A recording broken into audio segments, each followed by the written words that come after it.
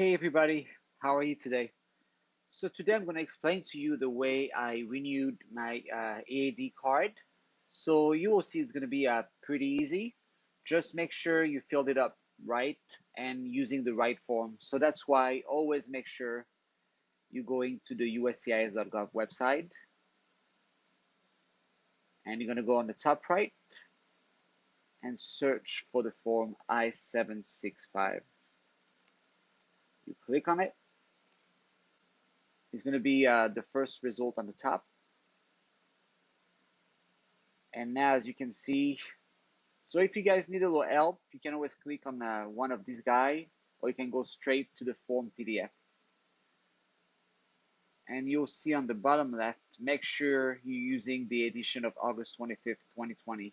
If not, your application is going to be denied. All right, so let's start. So on part one, the fact that I'm renewing my work permit, I'm going to click on 1C.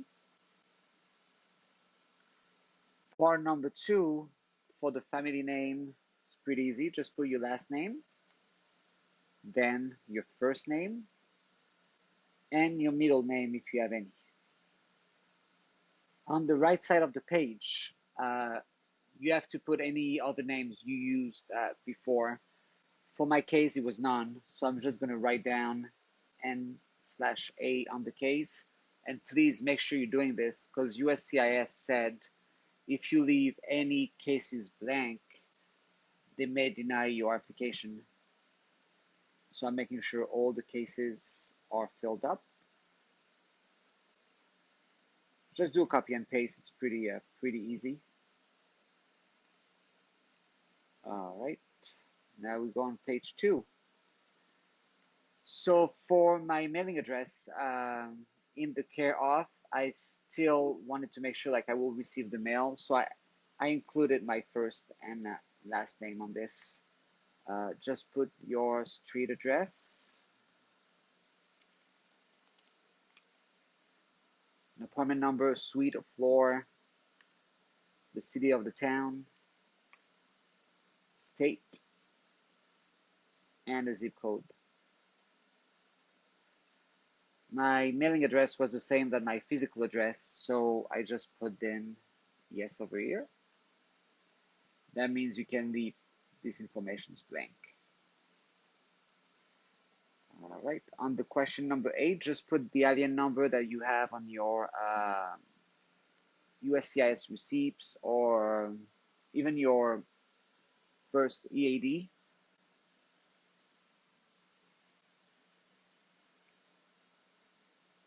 I didn't have any USCIS online account, so I just put NA on this.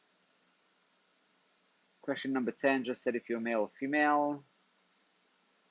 Marital status, so I was married to an American citizen. Question number 12, I said yes because I filled the form I-765 before.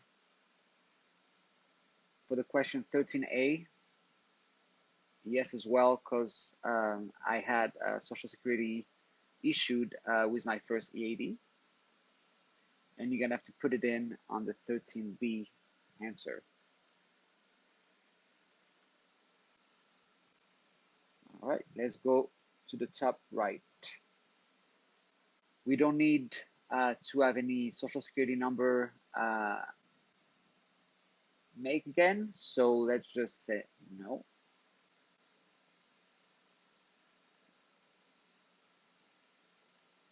And now, as it says right over here, we can skip to part 2 because we already have a Social Security number.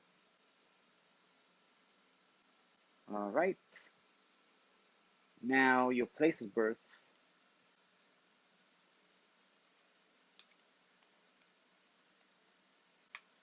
State, province. So I was from France, so I just put NA over there. The country was France. And my date of birth.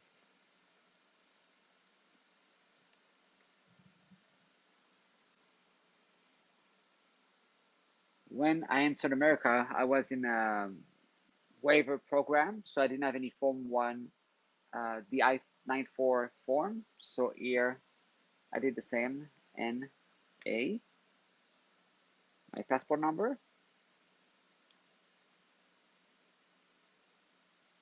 I have no travel document number. The country that issued my passport was France. The expiration date.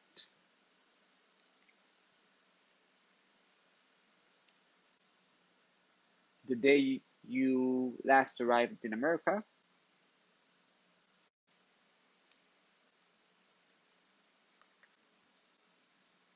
The place of your last arrival. So I came in the JFK airport in New York. So I just type in JFK airport here.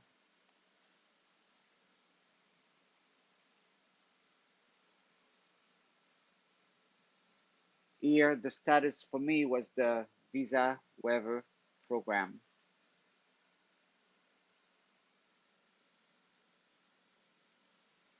And here, for your current immigration status, for me was the adjustment of status pending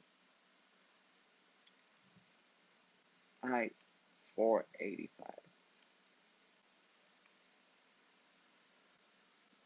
On the question number 26, I had no student and exchange visitor information, so I just put NA as well. Now on the right side, the fact that I got a AOS pending, my category was C9.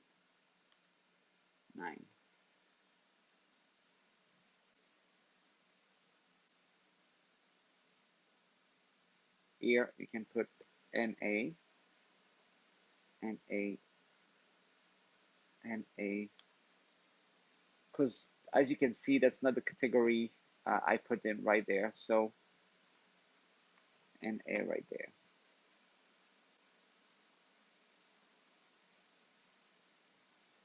For the question 30A, you're gonna have to be honest, because they're gonna check your criminal records. So if you ever been arrested, please make sure you talk to a lawyer before to fill out this application, because that can be denied as well. So I never been arrested before, so I said no. And the fact that I entered JFK and they stamped my passport, I entered the United States lawfully. And after you can skip, because if you answer, I said yes, so if you answer no, you're gonna have to answer this one.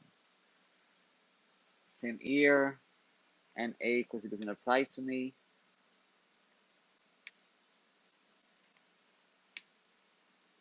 And same over there. Perfect. And that's pretty much it, to be honest. No asylum.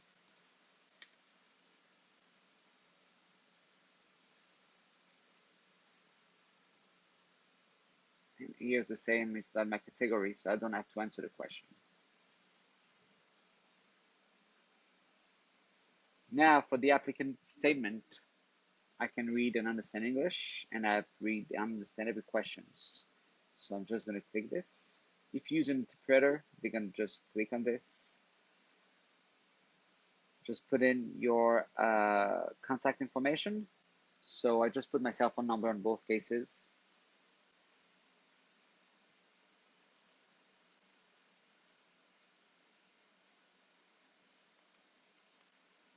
Same here.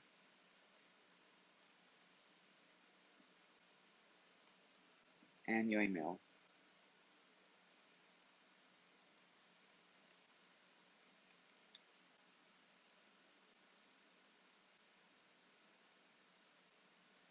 After that, you're gonna have to sign, but don't sign anything on the computer. They want to make sure that using real ink. So usually I let these two cases empty and just print out the form. And after that, I just did the same NA on everything for the printer because I didn't use any.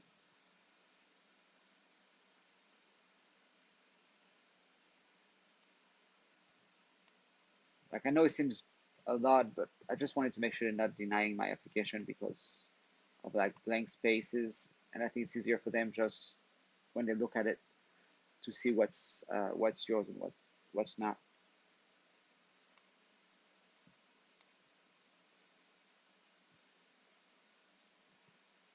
Right. Here.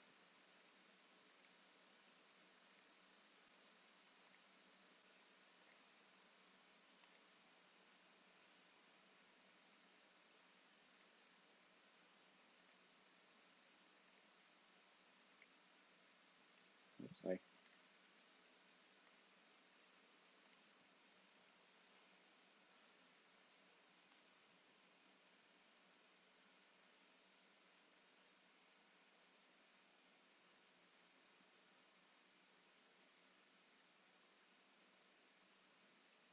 Here, I do the same.